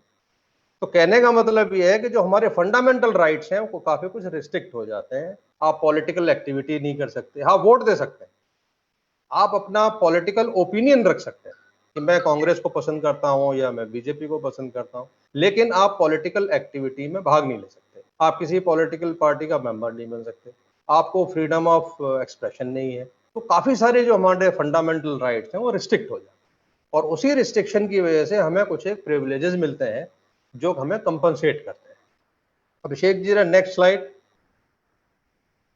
तो कहने का मतलब ये है कि आपको तैयार रहना है कि अगर आप फौज ज्वाइन करेंगे तो आपके ये फंडामेंटल राइट खत्म हो जाएंगे और आप मिलिट्री लॉ के अंडर आ जाते हैं। सबसे बड़ी चीज ये है कि आप सिविल लॉ तो लगता ही लगता है, इसके ऊपर आपके ऊपर मिलिट्री लॉ लागू होना शुरू हो जाते हैं। तो अगर आप कोई भी कानून का वायलेशन करते हैं तो आपके चार्जेस जो है मिलिट्री लॉ में लगते हैं और आपकी हियरिंग मिलिट्री कोर्ट में होती है, जैसे आपने सुना होगा कोर्ट मार्शल्स के अंदर होता है।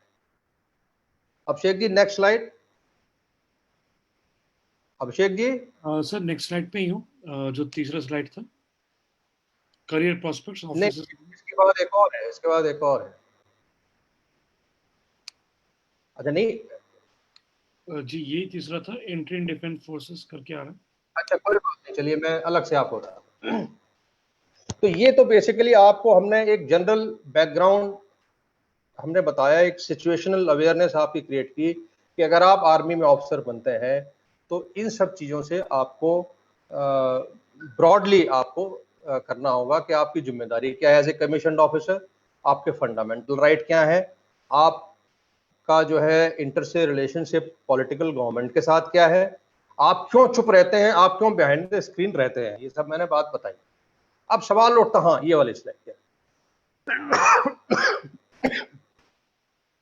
क्या या सेम।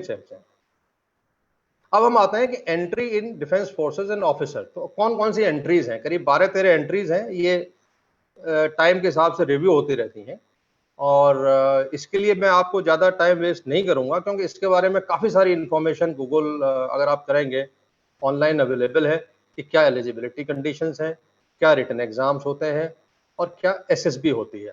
थोड़ा सा मैं जनरली इसको आपको कवर करूंगा तीनों ही चीज़ें, और लेकिन जो स्पेसिफिक एंट्रीज हैं वो मैंने एक लिंक दिया हुआ है, या तो आप इस लिंक से जा सकते हैं या आप खुद गूगल करके उसको देख सकते हैं। अगर वहाँ कोई डाउट है तो आप अभिषेक जी मेरा लिंक शेयर कर लेंगे, मेरी कॉन्टैक्ट नंबर, तो जिसको भी अगर कोई डाउट है, इन्फॉर्मेशन लेनी है जी वो मुझसे कांटेक्ट कर सकता है, मैं उसको स्पेशली बता दूंगा। लेकिन मेरा मानना यह है कि ये बड़ी बेसिक मेंटेन चीज़ है, आप इसको ऑनलाइन भी समझ सकते हैं।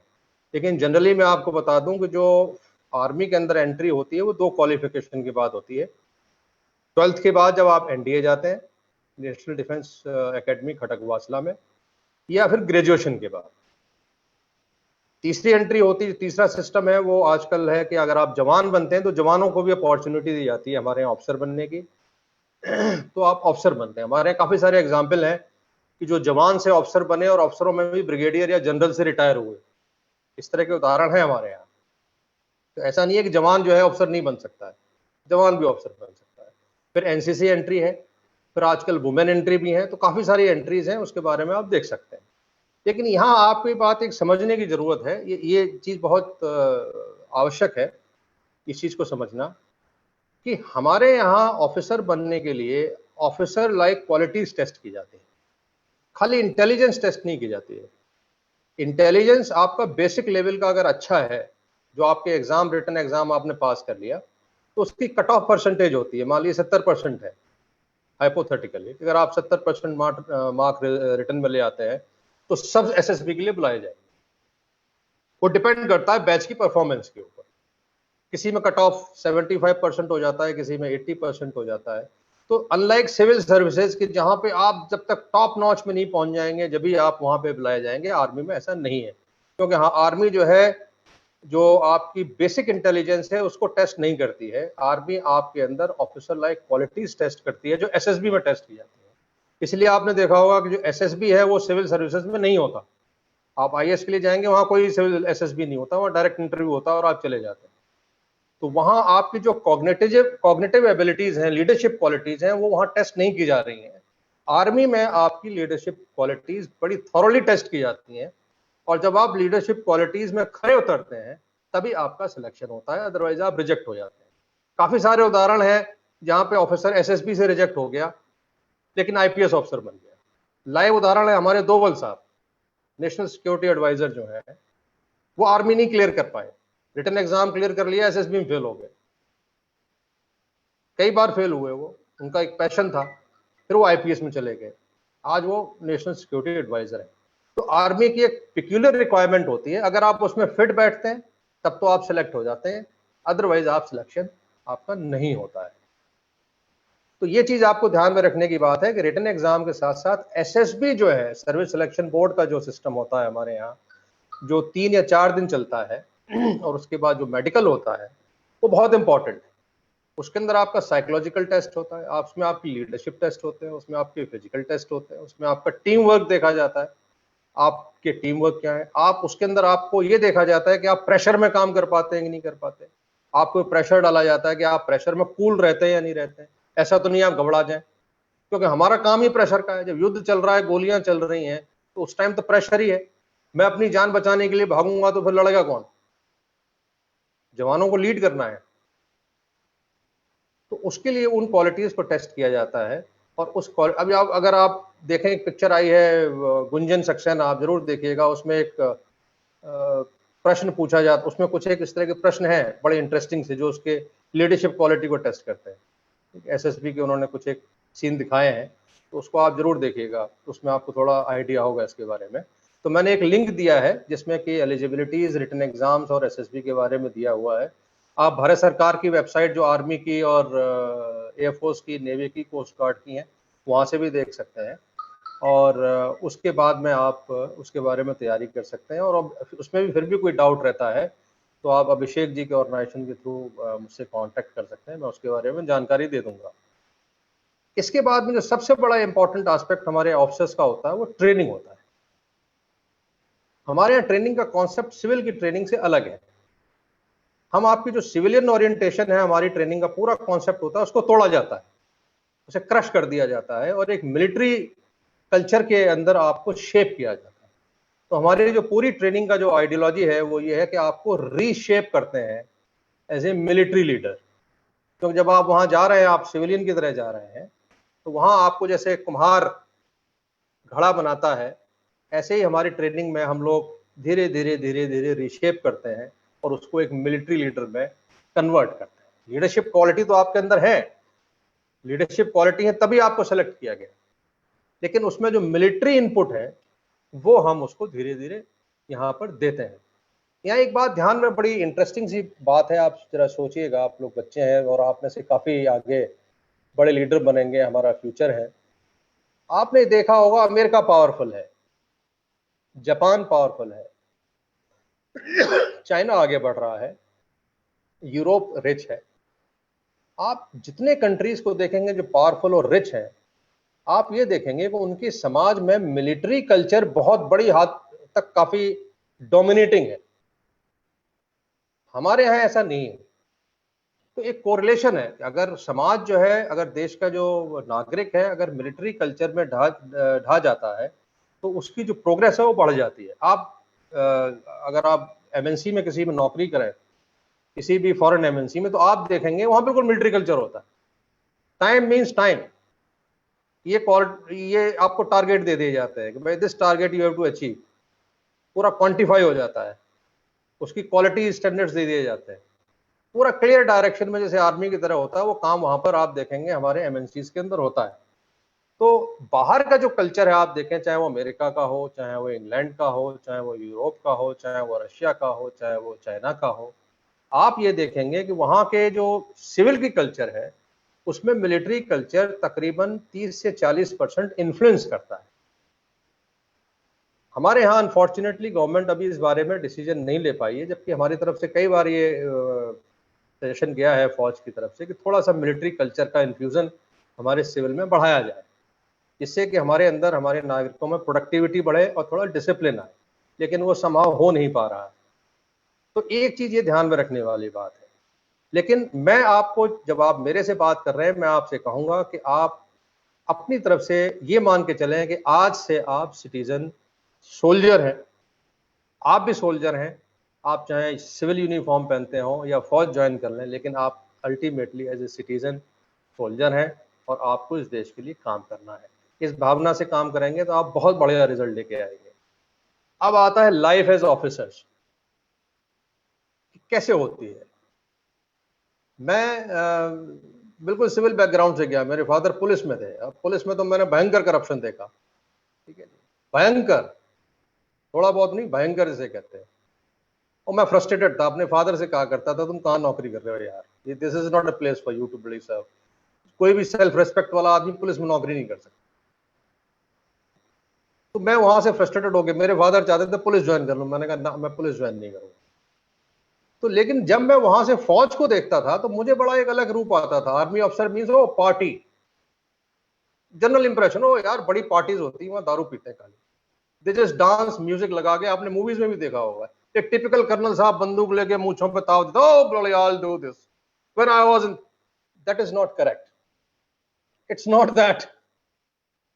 हम लोगों का कल्चर ऐसा होता है कि हम जंगल में भी इंजॉय करते हैं, हम लड़ाई में भी इंजॉय करते हैं, क्योंकि अगर हम लड़ाई को भी इंजॉय नहीं करेंगे तो हम लड़ेंगे कैसे, हम स्ट्रेस में मर जाएंगे।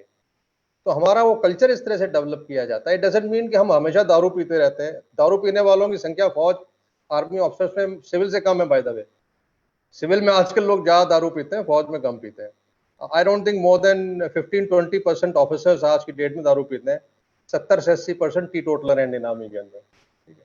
तो वो जो इमेज है वो बहुत गलत है, बहुत ही चैलेंजिंग जॉब है, बहुत ही जिम्मेदारी का जॉब है।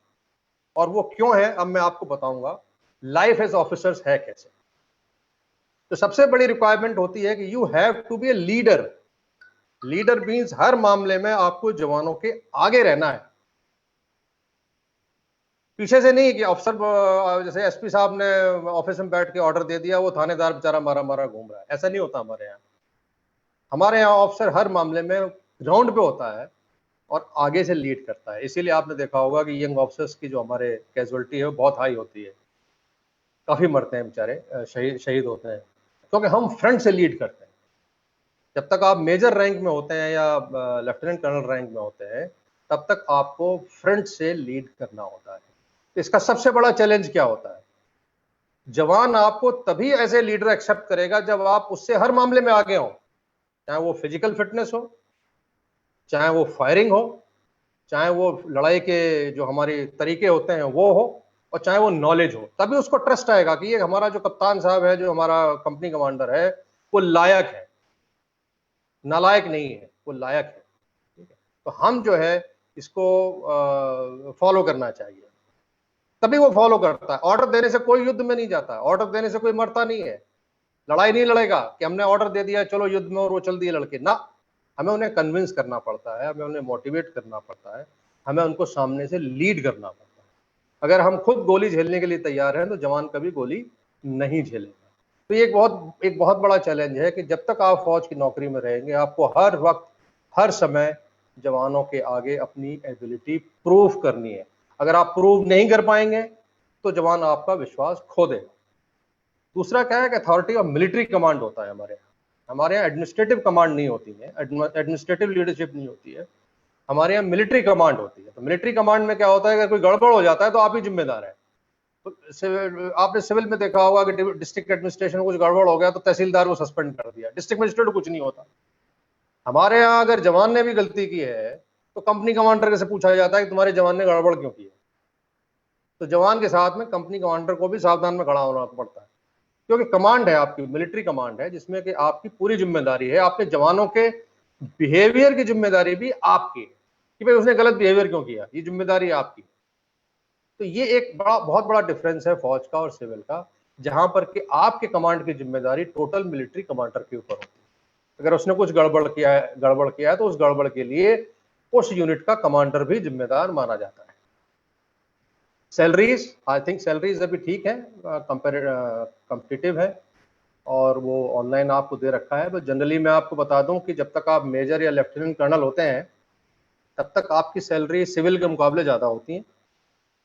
एक मेजर की सैलरी इक्विवेलेंट जो करस्पॉन्डिंग, अगर वो 7 साल का मेजर है तो और 7 साल का IAS ऑफिसर है, तो हमारे यहाँ आर्मी ऑफिसर की सैलरी 7 साल के IAS ऑफिसर से ज़्यादा है।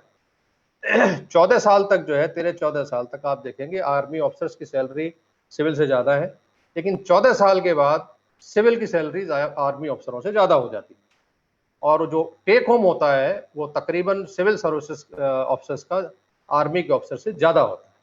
लेकिन हमने कहा कि हम आर्मी की नौकरी सिर्फ सैलरी के लिए नहीं कर रहे हैं, काफ़ी पर्क्स एंड प्रिविलेजेस हैं, तो वो भी इसमें ऐड ऑन हो जाते हैं, तो वो सैलरी का हिस्सा है। सेकंड, एक बहुत बड़ा इंप्रेशन है कि आर्मी में तो यार बहुत सारी चीज़ें फ्री मिलती हैं, दारू फ्री मिलती है, मेडिकल फ्री है, कैंटीन में यार टैक्स नहीं, बड़ा सस्ता माल मिलता है। गलत है, ऐसा कुछ नहीं है, नथिंग इज फ्री। हम अपने इंश्योरेंस के लिए भी पेमेंट करते हैं। हमको अगर CSD कैंटीन की सुविधा दी जाती है, वो इसलिए दी जाती है कि हम अपने जवानों पर रिस्ट्रिक्शन लगाते हैं कि वो बाहर नहीं जाएगा कैंट के। तो भाई कैंट के अगर बाहर नहीं जाएगा तो आपको उसको दिनचर्या चलाने के लिए उसको सामान देना पड़ेगा ना, तो आपको कैंटीन खोलनी पड़ेगी अंदर और उस कैंटीन में उसको इंसेंटिव करना पड़ेगा कि भाई अगर आप इस जेल में रह रहे हो तो ये चलो सस्ता हम आपको थोड़ा सा माल देते हैं। तो ये फ्री नहीं है, ये कंपनसेशन है। आपने उसकी आज़ादी एक तरफ छीनी है तो आप उसके लिए कंपनसेट कर रहे हैं दूसरी तरफ। अब मेडिकल कहते हैं फ्री है, मेडिकल फ्री क्यों है? मेडिकल फ्री नहीं है। अगर जवान फिट नहीं है तो लड़ पाएगा? नहीं लड़ पाएगा। तो देश को अगर फिट जवान चाहिए तो उसको मेडिकल फ्री करना पड़ेगा, तो ये उसका इंटाइटलमेंट है। तो एक बड़ा इंप्रेशन सिविल के अंदर होता है कि काफ़ी सारी चीज़ें सिविल में फ्री होती हैं, ऐसा नहीं है। आर्मी में फ्री होती है, ऐसा नहीं है, कुछ भी फ्री नहीं है। हम हर चीज़ का मैस बिल में पे करते हैं। अपनी हम जो हमें एकोमोडेशन मिलती है उसका भी हम रेंट देते हैं। हमें एकोमोडेशन भी फ्री नहीं मिलती है। जवानों को एकोमोडेशन बैरक में फ्री मिलती है या उसको घर में फ्री मिलती है, लेकिन ऑफिसर की एकोमोडेशन के लिए ऑफिसर को किराया देना पड़ता है। ये बात दूसरी, किराया बहुत कम होता है। फैमिली लाइफ काफ़ी बढ़िया है। हमने कहा कि हम भले ही कितने भी चैलेंजेस में रहते हैं लेकिन we live like kings, we enjoy like kings. शेरों की तरह रहते हैं, शेरों की तरह जीते हैं और मुश्किल से मुश्किल वक्त में भी मुस्कुराते हैं। परिवार में मैं अपने जब 23 साल मैंने नौकरी की तो उसमें 10 साल मैंने सेपरेशन देखा। 10 साल तक मैंने अपने बच्चे नहीं देखे। 10 साल तक मैं लड़ाई के मैदान में कहीं ना कहीं लगा रहा, चाहे आसाम रहा हो, चाहे श्रीलंका रहा हो, चाहे कश्मीर रहा हो, मैं वहाँ लगा रहा। तो 10 साल मेरे 23 साल में परिवार से अलग रहे। मेरे बच्चों ने मेरा मुंह तक नहीं देखा 10 साल तक। तो लेकिन ये इसको भी हम इंजॉय करते हैं। तो टफ लाइफ है लेकिन काफ़ी प्रोटेक्टेड है। फैमिली को हम लोग काफ़ी लुक आफ्टर करते हैं। एक बहुत अच्छी चीज़ है कि हम लोग के अंदर भाईचारा बहुत है। कोई दिक्कत होने से हम लोग एक दूसरे की बहुत मदद करते हैं। It's good life, good family life, I am not discouraging. Post retirement life is good. आज आपकी फाइनेंशियल सिक्योरिटी है, आपको मेडिकल फैसिलिटी मिल जाती है, एंड देन आपको जिस तरह से ग्रूम किया है इस तरह से आप कहीं ना कहीं अपना कोई काम करके एक बहुत बढ़िया जीवन आप व्यतीत कर सकते हैं। तो अगर आप किंग साइज लाइफ जीना चाहते हैं, शेरों की तरह जीना चाहते हैं, पैशन की तरह जीना चाहते हैं, तो आप फौज ज्वाइन कीजिए। और अगर आप पैसे के पीछे भागना चाहते हैं और सिर्फ पैसा कमाना चाहते हैं तो आप फौज ना ज्वाइन करें, बिकॉज आर्मी में पैसा है, एक कंफर्टेबल लाइफ के लिए पैसा है, बड़े स्टाइल से आप आराम से रह सकते हैं, लेकिन इतना बड़ा पैसा भी नहीं है कि आप उसको जो लग्जरी में रहें, वो लग्जरी वाला पैसा भी नहीं है। करप्शन आर्मी के अंदर है, कुछ एक ब्रांचेस में है, लेकिन पकड़ा जाता है तो 6 महीने में, 3 महीने में अंदर हो जाता है। ये एक सबसे बड़ी ब्यूटी आर्मी की कि कोर्ट मार्शल में 3 महीने के अंदर छोड़ा कोई नहीं जाता। तो इसी वजह से, डर की वजह से करप्शन बहुत कम है कंपेयर टू सिविल। अगर हम 100 रुपए का रिश्वत अगर सिविल में है तो आर्मी के अंदर 2 या 3% से ज़्यादा का रिश्वत करप्शन नहीं है, बहुत ही कम करप्शन है। ईमानदार आदमी छाती खोल करके फौज में ठाठ से नौकरी कर सकता है। ये एक ऐसा एक अकेला ऑर्गेनाइजेशन है हमारे देश में जहां पर ईमानदार आदमी की इज्जत है, ईमानदार और हार्ड वर्किंग आदमी की इज्जत है। तो अगर आप ईमानदारी से, हार्ड वर्क के साथ में, जिम्मेदारी के साथ एक शेर की तरह जीवन जीना चाहते हैं तो फौज ज्वाइन कीजिए। यहाँ पर मैं खत्म करना चाहूंगा अभिषेक जी, मुझे लगता है मैंने शायद थोड़ा ज्यादा टाइम ले लिया है। नहीं, बिल्कुल सर, आपने बिल्कुल सटीक समय लिया है, कुछ भी ज्यादा नहीं था, 1 घंटा कैसे और मैं चाहूंगा कि जो पार्टिसिपेंट्स हैं, स्टूडेंट्स हैं, अगर इनको कोई क्वेरी है, कोई इनकी रिक्वायरमेंट है, तो आपके थ्रू मुझसे कांटेक्ट कर सकते हैं, मैं उन्हें क्लैरिफाई करूंगा। बिल्कुल सर, काफी सारे सवाल भी आ रहे थे, बेसिक ही हैं, लेकिन सबसे अच्छी बात है कि हमारे बहुत सारी महिलाएं छात्राएं हैं, फीमेल स्टूडेंट्स हैं, जो भी आर्मी में ज्वाइन करने के लिए उत्सुकता दिखला रही हैं सेशन के बाद। उनके भी प्रश्न है कि सर लड़कियों का क्या हाइट और वेट होना चाहिए, हालांकि इन्फॉर्मेशन में साइट पे भी मिल जाएगा, बट चूंकि विशेष तौर पे ये 3-4 बार प्रश्न अलग अलग लड़कियों से रिपीट हुआ है, तो अगर आप इस क्वेश्चन का आंसर इस मंच पे दे सकें। देखिए, लड़कियों के लिए आर्मी के अंदर जैसा आपने न्यूज़पेपर में भी पढ़ा होगा, न्यूज़ में भी आ रहा है, एवेन्यूज अब आर्मी में खोले जा रहे हैं। एयरफोर्स काफ़ी आगे तक रही है, वहाँ 1000 से ऊपर महिलाएं जो हैं एयरफोर्स के अंदर हैं। आर्मी के अंदर जो लॉजिस्टिक ब्रांच हैं, जो टेक्निकल ब्रांच हैं, वहाँ महिलाएं आने लगी हैं, लेकिन जो कॉम्बैट आर्म है, जो लड़ने वाली सेना है, उसमें अभी महिलाओं को नहीं लिया जा रहा है। और उसके 2-3 कारण हैं क्यों नहीं लिया जा रहा है, और मुझे लगता है कि अभी शायद थोड़े समय तक वो जेन्युइन कारण है, हमें देखना होगा। एक तो ये है कि वहाँ पे महिलाओं के लिए, बिकॉज जहाँ भी महिला अफसर रहेगी उसको फैसिलिटीज़ चाहिए होंगी, तो वो फैसिलिटीज़ का अभाव होता है। अगर हम लाइन ऑफ कंट्रोल के ऊपर हैं, और लाइन ऑफ कंट्रोल के ऊपर अगर हैं, तो वहाँ पे तो लोगों को टॉयलेट तक नहीं मिलता है, हमें खुद टॉयलेट नहीं मिलता है, अफसरों को टॉयलेट नहीं मिलता है, तो हम लोग वहाँ कहीं भी लेटे रहते हैं, कहीं भी करते हैं, तो थोड़ा एक प्राइवेसी की प्रॉब्लम आती है। दूसरा क्या है कि ऐसा नहीं है कि महिलाएं लड़ नहीं सकती, ये लक्ष्मीबाई का देश है, लड़ सकती हैं, लेकिन हमारे दुश्मन ऐसे हैं कि वो बड़ा बुरा व्यवहार करते हैं, और उसमें एक पॉलिटिकल रिस्क है कि अब जैसे आपने देखा होगा कि कालिया, कैप्टन कालिया को कितनी बुरी तरह से मारा था उन्होंने, तो वो एक सुविधाएं हैं। और हमारे देश में हमारी कल्चर ऐसी रही है कि जब स्त्री पे कोई हाथ उठा देता है तो वो हमारा नाक का प्रश्न हो जाता है। देखिए, महाभारत भी एक स्त्री के सम्मान को लेकर के हुई थी, तो वो एक बड़ी चीज़ हो जाती है। अब उसको बुरा कहें या भला कहें, हम हिंदुस्तानी हैं, हम अंग्रेज नहीं है। हम इंग्लैंड के अंदर तो ऐसा नहीं है, यूएस के अंदर ऐसा नहीं है। यूएस के अंदर तो कमांडो ही बनती हैं वहाँ महिलाएं, और हमारे यहाँ पुलिस में भी कमांडो है महिलाएं। लेकिन फौज में एक बड़ी समस्या ये आ जाती है कि जो दुश्मन होता है वो फौजी अधिकारियों को बहुत टारगेट करता है।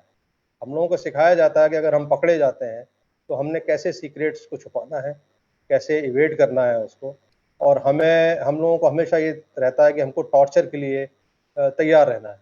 यहाँ तक था कि अब ये लोग, हम लोग बड़े जलील और जाहिल देश के पड़ोस में हैं। पाकिस्तान की सेना का तो यहाँ तक हाल है, कारगिल में भी उन्होंने किया कि जिंदा आदमियों की खालें उतरवा ली उन्होंने। तो इस तरह के जब काम होते हैं तो महिला एक सम्मान का प्रश्न बन जाती है। तो ये एक डिबेटेबल प्रश्न है, लेकिन जहाँ तक लॉजिस्टिक्स है, टेक्निकल ब्रांच है, जो फ्रंट लाइन कॉम्बैट की जगह नहीं है, वहाँ पर महिलाएं ली जा रही हैं। और अब तो सुप्रीम कोर्ट का ऑर्डर आ गया है कि उनको परमानेंट कमीशन भी दिया जाएगा। तो मैं हमेशा इनकरेज करता हूँ महिलाएं ज़रूर आएँ।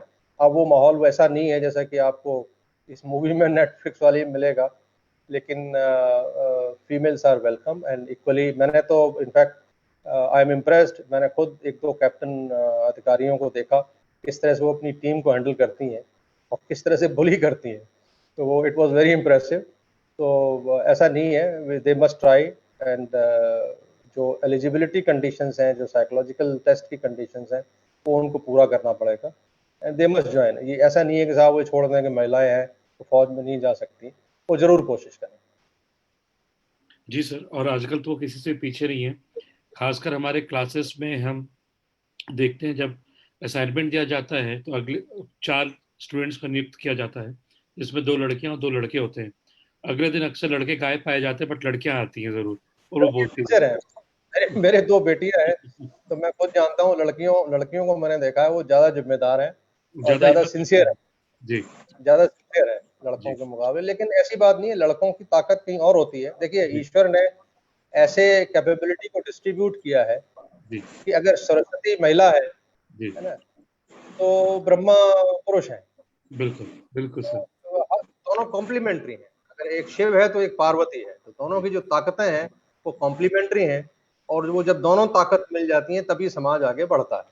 बिल्कुल हमारे हमारे एक जनरल साहब थे, बड़ी इंटरेस्टिंग बात कहा करते थे, और मैं कहता हूँ जिस दिन हमने देश में इसको फॉलो कर लिया, खासकर पॉलिटिकल लीडर्स ने, तो हमारा बड़ा विकास हो जाएगा। कि जिस आदमी ने अपने परिवार को देख लिया और ढंग से पाल लिया, वो कुछ भी काम कर सकता है। जो आदमी अपने परिवार के लिए जिम्मेदार नहीं है ना, वो किसी के लिए जिम्मेदार नहीं हो सकता। सही बात है सर। इसी नोट पे सर हम ये सेशन आपका सर धन्यवाद करते हैं। और कमल सर सर अभिषेक सर, जी अमन जी एक छोटा सा क्वेश्चन मेरा भी है जी प्लीज सर जी से। जी नमस्कार सर। मतलब मैं थैंक यू बोलिए, बड़ा ही छोटा शब्द होगा, काफी मैं गौर से सुन रहा था, और मुझे जो सबसे जबरदस्त हिट किया आपका एक चीज, जो आर्मी कल्चर के ऊपर आप बोल रहे थे, इसी से रिलेटेड मेरा क्वेश्चन है कि सर ये खुद के लाइफ के अंदर में इम्प्लीमेंट करना हो, क्योंकि आर्मी कल्चर रियली में मुझे बड़ा ही इम्प्रेस करता है, तो खुद के लाइफ में अपने फैमिली में इस कल्चर को इम्प्लीमेंट करना हो तो कैसे और किस तरह से हम ये कर सकते हैं अपने लाइफ में इसको, आर्मी कल्चर को? देखिए, आर्मी कल्चर को इन्फ्यूज ऐसे किया जाता है कि अगर हम अमेरिका को देखें तो हम ये पाएंगे कि वहां जितने राष्ट्रपति बने आज तक, उसमें से 35% फौजी थे। आपको जान के ताज्जुब होगा, प्रेसिडेंट ट्रंप खुद फौजी है। वो यूएस आर्मी का लेफ्टिनेंट है, पुराना लेफ्टिनेंट है। आप अपने आसपास देख लीजिए, रशिया के जो प्रेसिडेंट हैं पुतिन, वो लेफ्टिनेंट कर्नल थे आर्मी में। आप चाइना को देख लीजिए, तो चाइना में अगर आप देखेंगे कि जो जी हैं, जो उनके प्रेसिडेंट हैं, वो आर्मी के जनरल रहे। आज भी यूनिफॉर्म पहनते हैं वो। कभी कभी आपने उनको यूनिफॉर्म में देखा होगा।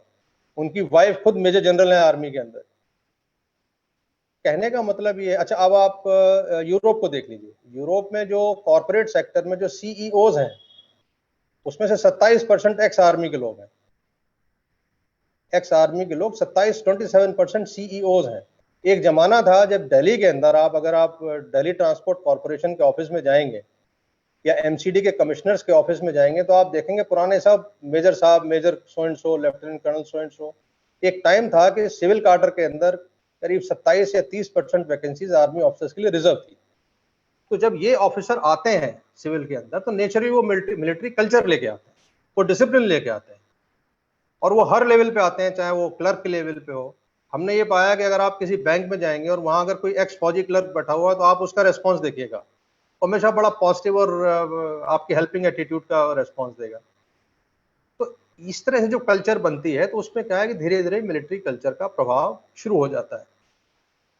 तो ये जो हमारा अब हम लोग क्या करते हैं, रिटायरमेंट के बाद हमें अलग थलग कर दिया, भाई तुम लोग रिटायर हो गए, तुम्हें पेंशन मिल रही, चुप रहो, चुपचाप अपनी रोजी रोटी खाओ, अलग जीवन व्यतीत करो, तुम्हें कहीं आने की जरूरत नहीं है। वो गलत है। उससे क्या होता है कि जो हमारा अनुभव है वो हम शेयर नहीं कर पाते। तो वो जो इंटरेक्शन है सिविल का और मिलिट्री का, वो हमें बढ़ाना पड़ेगा। और बढ़ाने के अब जैसे कुछ एक कंट्रीज में नियम है कि अगर बोर्ड ऑफ डायरेक्टर अपॉइंट होते हैं, तो बोर्ड ऑफ डायरेक्टर्स में कुछ एक वैकेंसी आर्मी को जानी चाहिए, जो रिटायर्ड ऑफिसर्स। इसलिए नहीं, आप हमें सैलरी मत दीजिए, लेकिन जो हमारा डिसिप्लिन वाला कल्चर है, जो हमारा काम करने का तरीका है, जो टारगेट ओरिएंटेड है, समय के हिसाब से कम रिसोर्सेज को इस्तेमाल करते हुए जो एफिशिएंट वे ऑफ वर्किंग है, वो जो है आप उसको धीरे धीरे एसिमिलेट कीजिए। तो वो एक सिस्टम है हमारे देश में, समहाउ इट इज मिसिंग।